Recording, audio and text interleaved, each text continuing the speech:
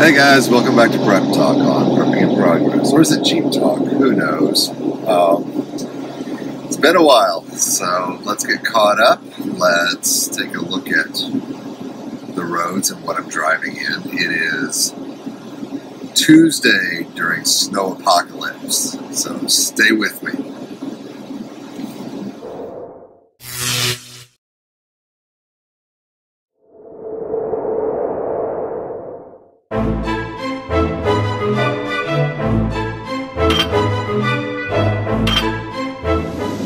So we've been off the air for a while. Updates. Rick is looking into some conspiracy theories and going down rabbit holes, and he's just not sure that's the thing for this audience and has not been posting, which is cool. I'm right behind him on that one. I need to get out and see him. We need to redo the intro and a few other things. I keep talking about it, but our schedules are such that it's difficult to make contact, and we're only about 40 miles apart.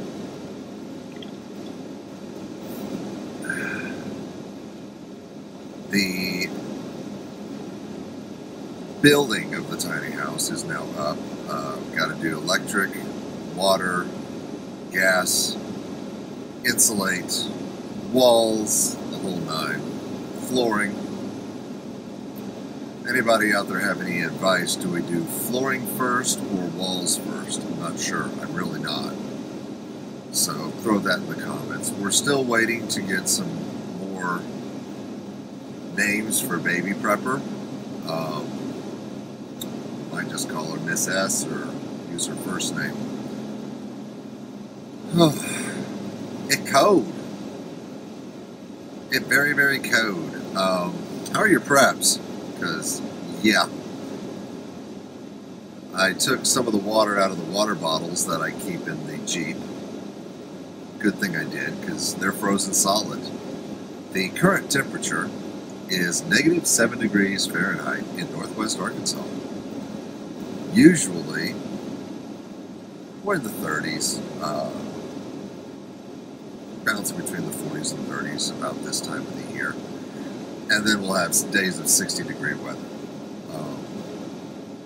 The old-timers keep telling me, oh yeah, we used to have major snows here, just like this one. I've been down here for almost 15 years, and this is the first time I've actually seen real snow that lasted more than a day. Usually this stuff was gone and melted off day 2.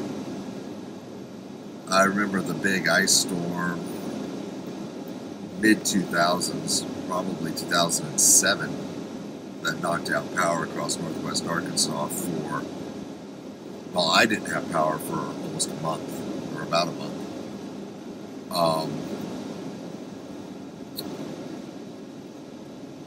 And the next day, it had melted off enough that I could drive out of the house, out of the bug out location, down the mountain. So this is kind of new.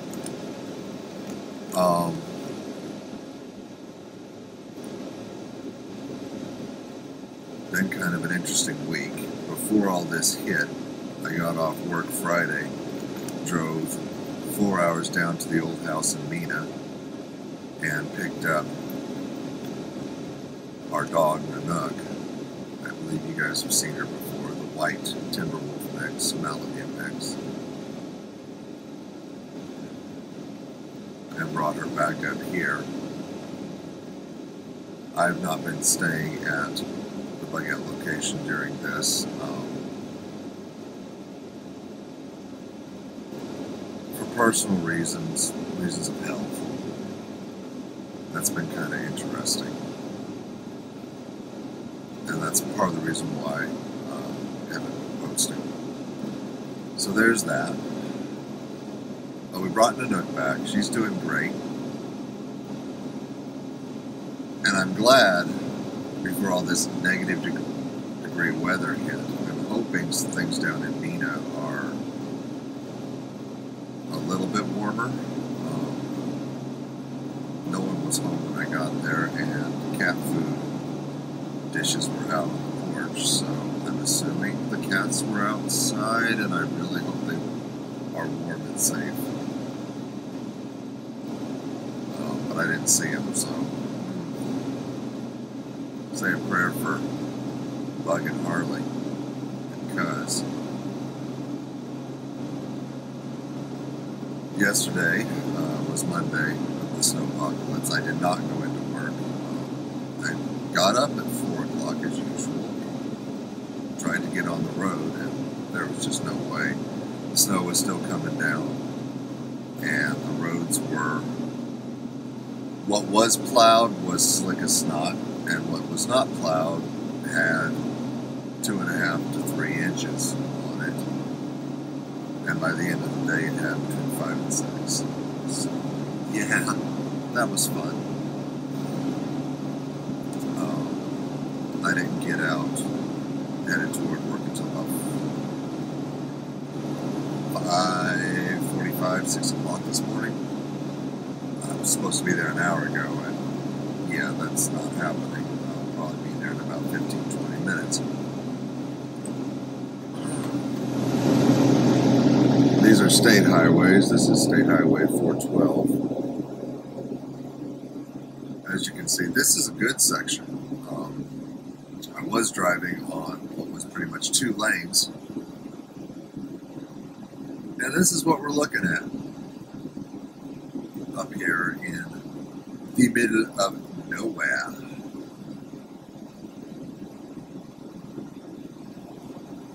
So how's your vehicle?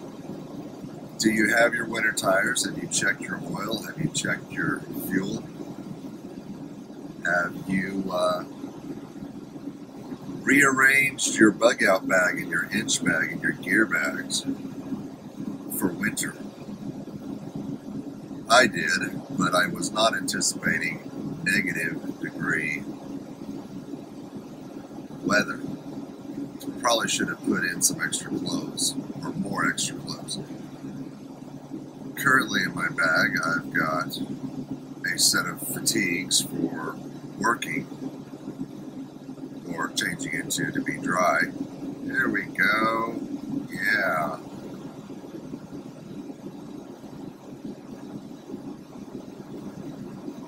And I've got, let's see, right now I'm wearing 3 layers. I'm wearing the Thinsulate long john pants, sweatpants, and then my 511s. In the bag in the back, I've got a pair of those Wrangler fleece-lined insulated pants. I've also got multiple pairs of socks, including my wool socks, in case things go bad. Always got my cell phone. I've always got my CB and ham, and they're hooked up again. The ham antenna had some issues for a while, but it's working now. I really wish I could zoom in and show you the frost on the trees on that mountain ahead. But yeah, this is fun. What do you guys think? How are you guys faring up? Leave some messages in the comment section. Let me know how you're doing. Kind of been out of the loop. Just checked in with those of you who I know on a personal level.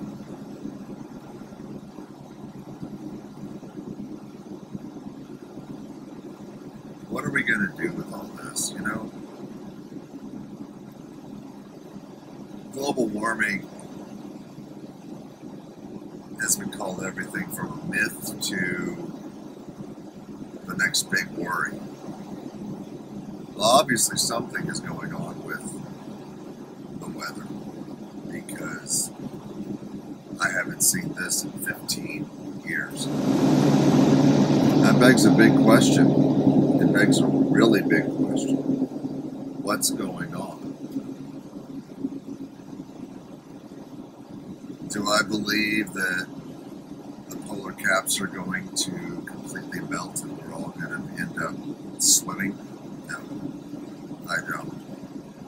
I can't remember if it was Greenland, Germany, or Canada, but they have found evidence of vineyards in what would be a climate that traditionally is too cold for that particular plant, the grapes. So we have to ask ourselves, this happened before, who are we in our arrogance to think it's not going to happen again? I fully believe that we are just in a cycle. I fully believe that we are not about to have the day after tomorrow scenario where suddenly the weather changes so badly and we have a storm that people freeze as the whatever you call it hits them. At the same point in time, I'm more than willing to accept that it's getting colder. Weather patterns are getting weird. I've heard Oklahoma farmers have said that they can't even predict what's going on now.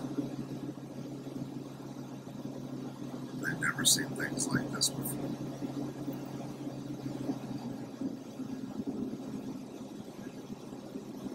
I'm not sure what this guy is doing.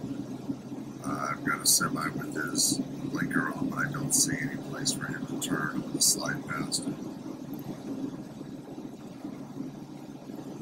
And now he's trying to come around. Oh, okay. Get around. So, oh, I see what he's doing. Okay. Swing wide. Gotta love it, guys. That looks like he's blocking the road. It's all good, dude. Just be safe.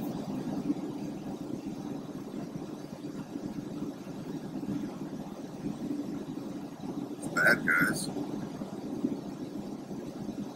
gonna try to have this up tomorrow. Who knows? Internet may completely crash out.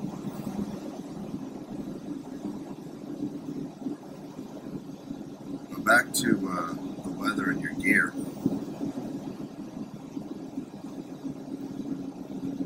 Your gear is going to be predicated upon your area and your situation, obviously.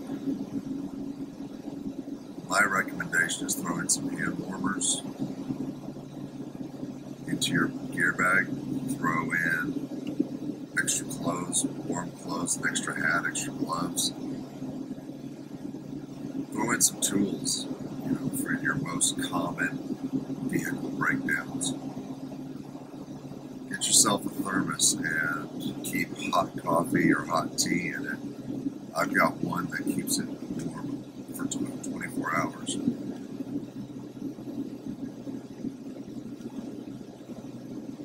Having something hot to drink can help keep the core body temperature up, which will keep blood pumping hot blood to the extremities and help you combat frostbite. Combat frostbite. In 1/2 mile, turn right. We got this, guys. This is just going to be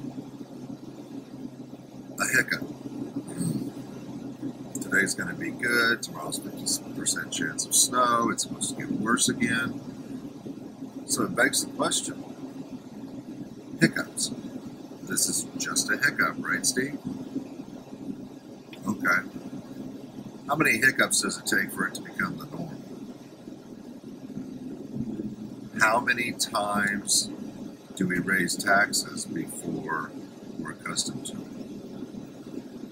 How many times is our Second Amendment going to be infringed upon before it's the rule and not the exception to the rule? How many times are we going to have an Arctic blast or a polar storm before it's no longer the exception to the rule, but it is the rule. How long?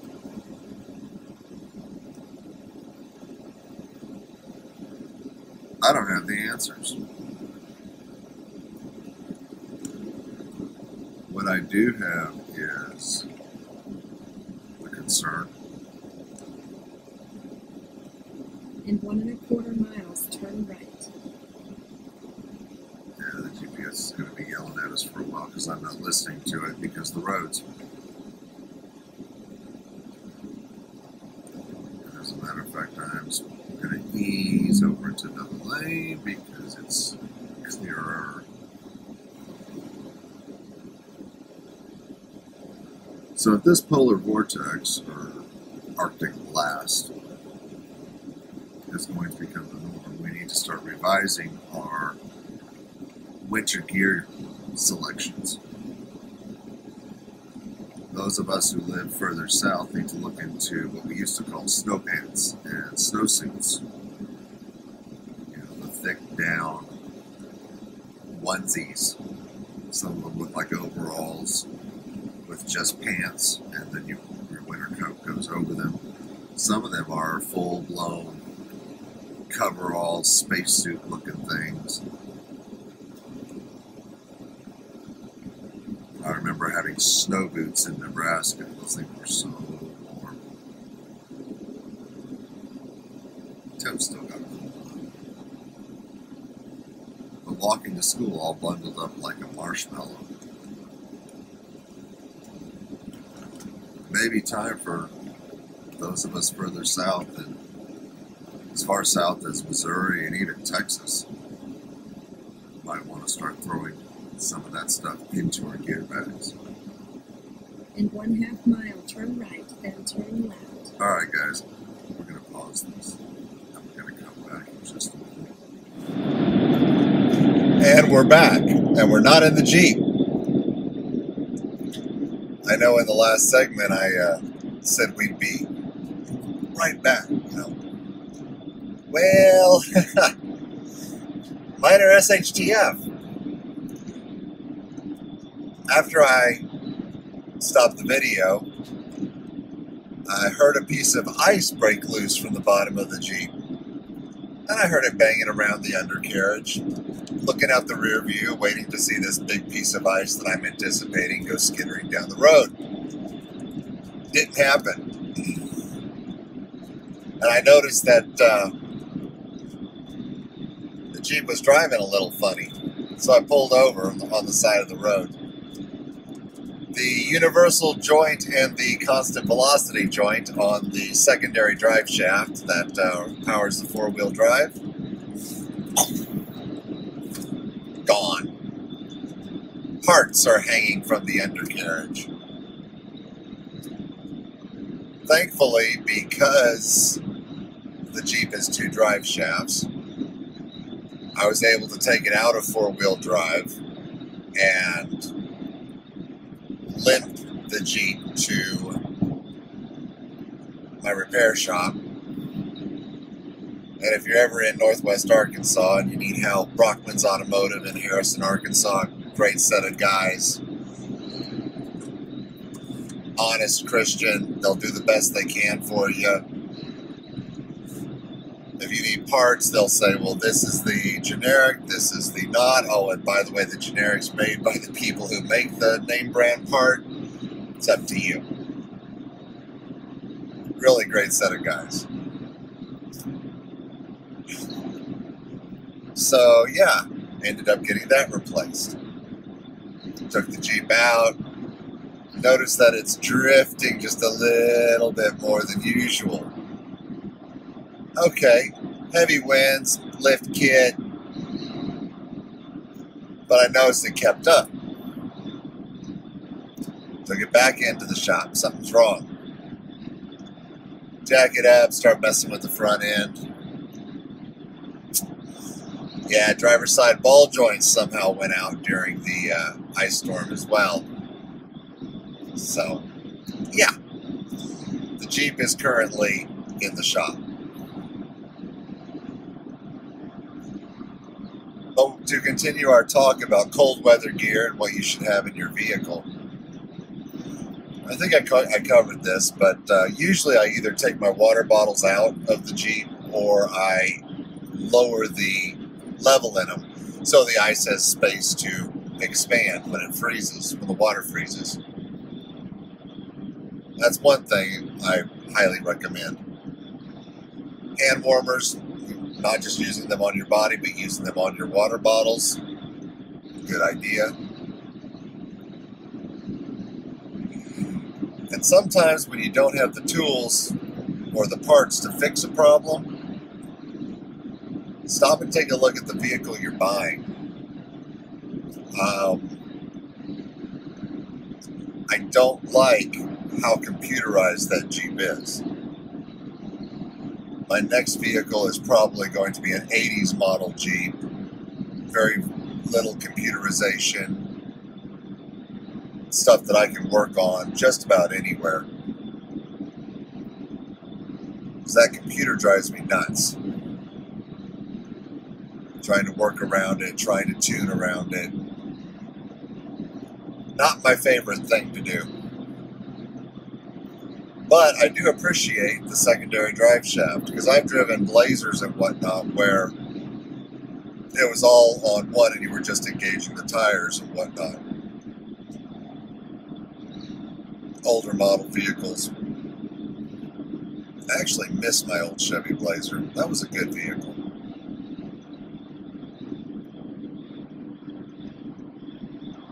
So cold weather, stop and think it through. Be prepared to make the investments you need to. Tires. I'm going to have to keep an eye on my tires. Probably buy 2 new front tires and move the fronts to the back, because the back tires are they've still got tread on them, but trying to get a grip in all this, they had some issues.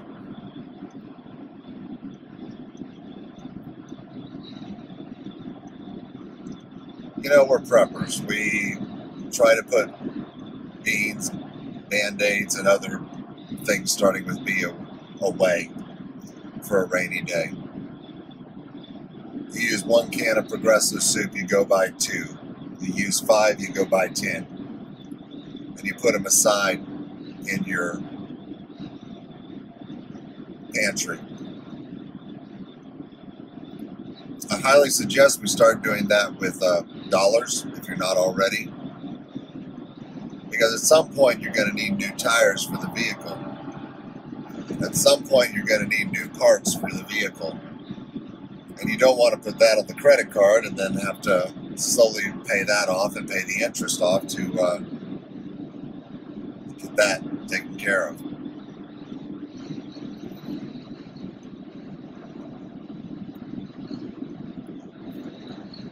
I've spent quite a bit of time today talking with one of our Kentucky brethren on the phone. And we covered the gamut of conspiracy theories to finances. It was a great conversation. A couple hours.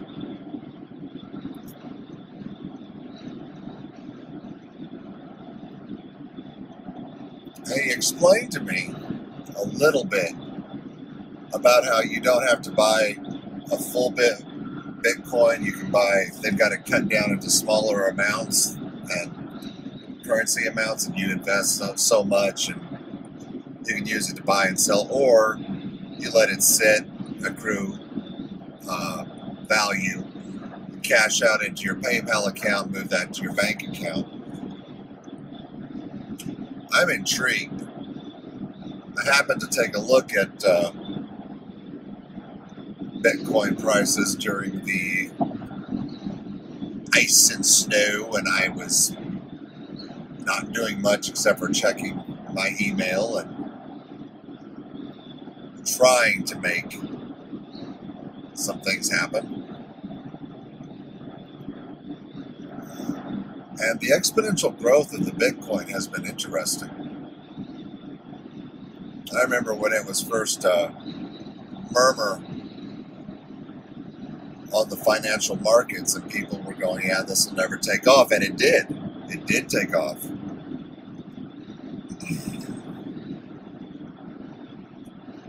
So, who knows? Now, granted, you're cashing it back into the almighty dollar, which, if we keep printing fake money, won't have much value. But while we still have time, you might be able to transfer that out and buy gold or use it for your beans and Band-Aids.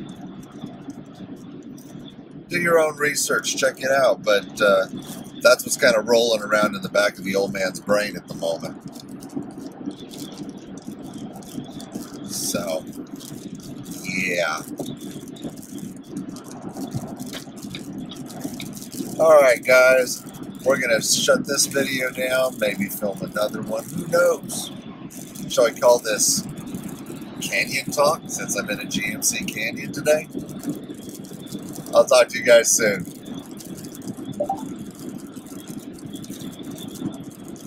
And Emily, Dad loves you, misses you.